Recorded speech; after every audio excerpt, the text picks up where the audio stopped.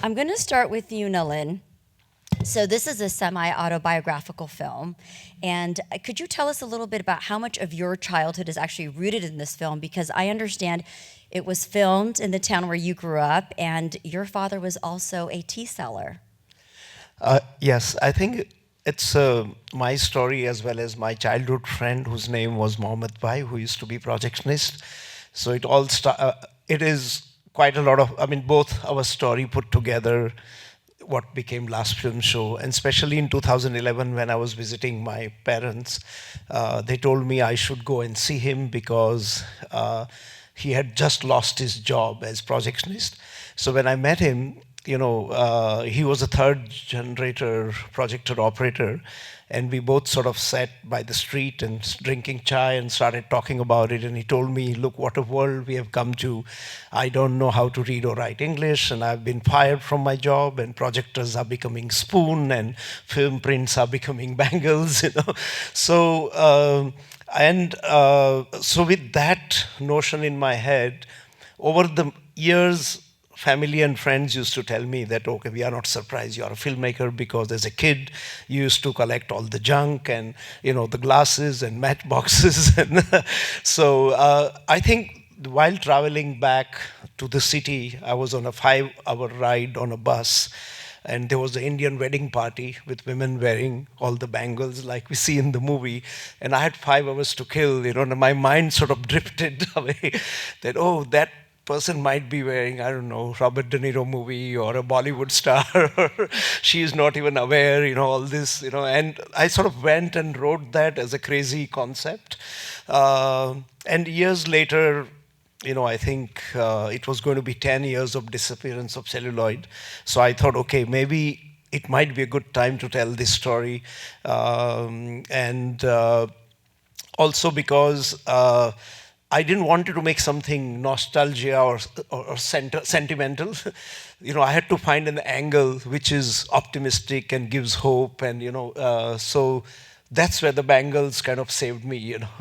So yes, it is pretty much a lot of crazy thing I did as a kid, including stealing reels and getting into trouble with cops, and most of the places you see is where I grew up. It's northwest of India in Gujarat. I'm going to jump to Bhavin. Bhavin is more comfortable speaking in Hindi, so I will translate the questions for you all and the answers. Bhavin, for you, this is your first film. You've never acted before, haven't watched too many films. What was the most challenging for you? So Bhavin, ये आपकी पहली picture है. आपने कभी acting नहीं की, ना इतनी फिल्में देखी. तो आपके लिए सबसे मुश्किल क्या था इस फिल्म में? वैसे तो कुछ मुश्किल तो नहीं था, पर मेरे लिए एक बार ऐसा मुश्किल आया जब फैक्ट्री थी. फैक्ट्री उधर इतना गर्मी, मतलब आप उधर रह नहीं सकते. और उधर हमारा उसके क्लोज में हमारा शूट था. बहुत गर्मी थी, तो भी मेहनत करके उधर का वो टास्क बता दिया. So he was saying that one of the most challenging things for him actually was the scene with the factory when he went to go see the celluloid and what was happening to it. And for him personally, it was just too hot. And they were filming near that area, but it was just extremely too hot for him. लेकिन Nalin sir ने आपको कैसे मदद की इस film में? क्योंकि वो क्या बोलते थे, कौन सी एडवाइस देते थे आपको? I'm asking him, how did Nalin help him? I mean, this is the first time he's working with an actor too that is not trained, and he has no training as well in this industry. Nalin sir मेरे को पहले तो बादाम खिलाते थे. किसी को सारे सेट पर किसी को नहीं खिलाते थे, सब मेरे अकेले को खिलाते थे. और मेरे को कहते थे, ये सीन कर लेगा तो तेरे को चॉकलेट मिलेगा. So he said the way Nalin would help him out is by giving him almonds. And by the way, if you don't know, almonds are a very common thing in the South Asian culture. Our mothers feed it to us to make sure our brain stays sharp. So it's a big commodity. And then he would bribe him, I would say, by saying, if you do the scene correctly, you're going to get some chocolate. So that is the winning formula here. Cyril, I'm going to jump to you because what's so interesting in watching this film for me especially was that your use of music, because you were having to kind of balance that out with the Bollywood tunes that were already being utilized in the film. So for you, as far as composing, I know you wanted to come from a very universal approach. So talk to us about your creations here. So first of all, we work since 30 years together with Nalin. We met a long time ago, but it seems to be yesterday. So we always start with some tracks and giving some direction, and then we decide to go in another direction. Almost every movies. No, this time the idea was to be close to the history of cinema, and somehow came the experience of Tarkovsky movies, especially Stalker, when the music is coming from the film, and we ended up being quite influenced by Artemiev, who was a composer of Tarkovsky, and this is also why I'm using some synthesizer, but also some real instrument as well. But the idea of the music when we work together is not to be specially coming from India, but to create the inner feeling of each character and to reflect it on the audience, which is with the idea of being universal as much as possible. Thank you. You know, on that topic, dear, I'm going to jump to you because we're talking about regional too, right? So normally when we hear of Indian cinema, we're familiar with the Hindi language. People are familiar with Bollywood, but this film is done in Gujarat, which is in a region of India, not a place that people commonly know of. So how challenging was it for you to decide that you want to place this film here? And was it a risk filming actually in this part of India? Yeah, I think it's one of the things that attracted me most to the film and to Nalin's work, is that we grew up watching Bollywood and Hollywood films, and Bollywood films specifically have a tendency to be slightly over the top, a mashup of genres, action, dance, and while that's great for what it is, I was longing to watch something that was more authentic to where I come from, and I come from the same region that the film is shot in. And I felt that there were so many vibrant stories that could have been told, but that were just missing. So that when Nalin eventually, wrote the script and set it where it set, I felt like there was no better place for it to be. Yes, from a perspective of risk, it was risky. Essentially, in India, if you don't have what Nalin calls the three S's, the star, the streamer, or the studio, it becomes extremely difficult to find an audience. But I think, with Nalin's conviction, we were able to, create something that organically found an audience and a theatrical audience at that. And I think that's something that was we discussed when we were making the film. It was about 2018, 19 when when the idea germinated to actually make it a movie. And the streaming services had come and taken over, most of people's lives and viewing patterns, and there was less and less people going to the cinema.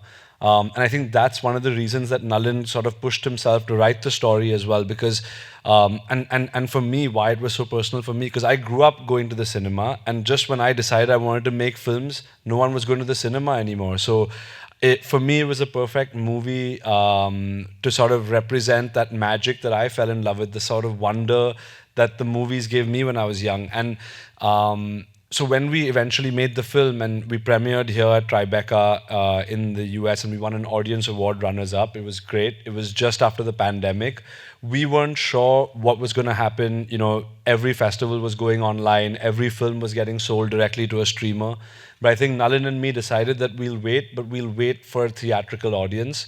And we got really lucky that, and I wouldn't take credit for that, I would say it's all Nalin, his previous work and this work specifically, that got us incredible major distributors worldwide. We have, the film has opened in cinemas, in theaters, in Spain, in Germany, in Israel, in Taiwan, in India, in Sweden, in Norway, in Singapore. It's going to come out in Japan with Shochiku, which was the studio that did all the Kurosawa and Ozu films. Medusa in Italy is distributing it in cinemas. You have Samuel Goldwyn Films in the US. So I feel like for whatever's left to come with the film, we're excited for whatever's left to come, but already the journey in a post-pandemic world, specifically for an Indian film or what would eventually become foreign language or world cinema, it's been incredible. Well, congratulations on that worldwide distribution. Now, Lynn, for you, and especially for some people who may or may not be familiar with Bollywood cinema, with Indian cinema, you were very strategic in the films and the shots that you picked to highlight in this film. Could you talk a little bit about that?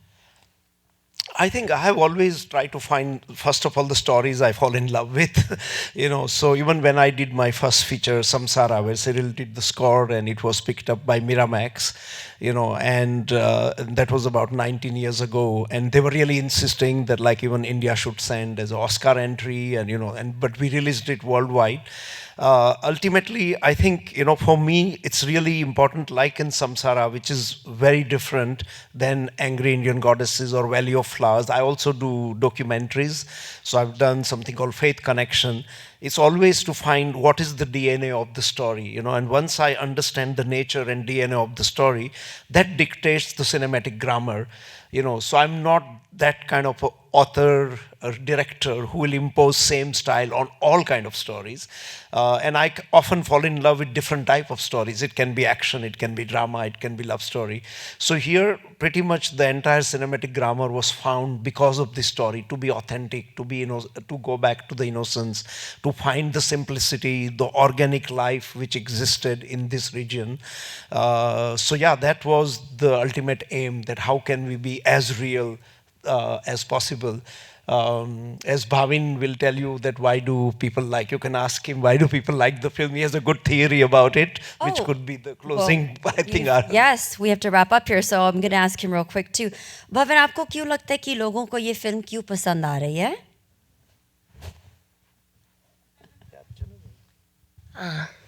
आपने ऊपर तो बताया था मुझे. ये movie में 3 facts है. ये मूवी पहले देखेगा ना तो उनको ऐसा बहुत भूख लगेगा. पहले बहुत हंसा है, बहुत इतना बोलो इतना हंसाएगा. जब मेरी पिटाई हो रही थी, कोई लोगों को दुख भी लग रहा होगा, फिर खाना आएगा मस्त मस्त, फिर थोड़ा थोड़ा रोना आएगा. तो ये 3 फैक्ट्स है.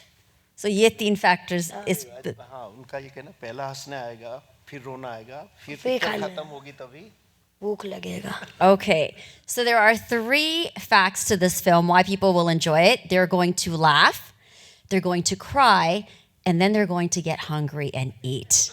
And that is what's going to resonate with people. All right, well, thank you so much again Thank for you, joining thank us you. for the Thank you last so show. much. Thank you so much, guys. Have a beautiful evening and a wonderful weekend. Thank you. Thank you.